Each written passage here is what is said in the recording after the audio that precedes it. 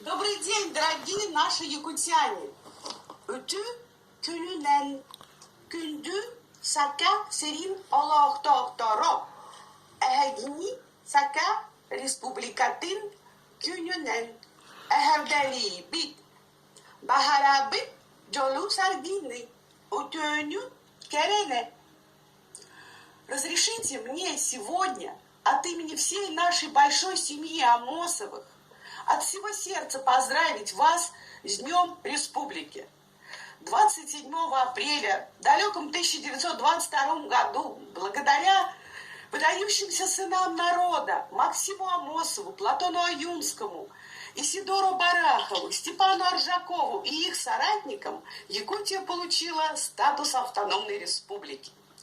Этот праздник объединяет многих людей. Тех, кто вложил частицу собственной души в становление и развитие нашего северного края, тех, кто живет и работает в республике сегодня, и тех, кто даже находясь за ее пределами, считает ее своей, родной и любимой. Северяне всегда были сильны духом, стойкостью, умением противостоять любым сложностям и объединяться для решения самых трудных и больших дел. Уверена, что в самое ближайшее время республика победит эпидемию коронавируса. Республика Саха – крупнейший по территории субъект Российской Федерации. Кроме того, Якутия – самая большая административно-территориальная единица в мире.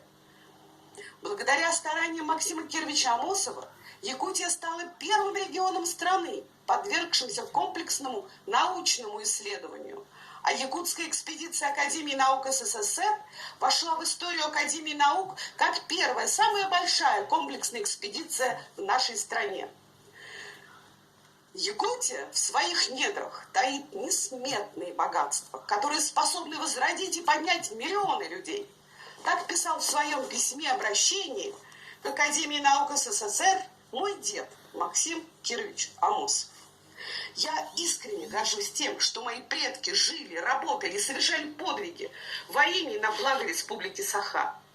Желаем всем вам, дорогие якутяне, наикрепчайшего здоровья, добра, любви, процветания, веры в свои силы, больших успехов во всех ваших делах и начинаниях. Будьте счастливы, берегите друг друга и свой невероятно красивый и волшебный край.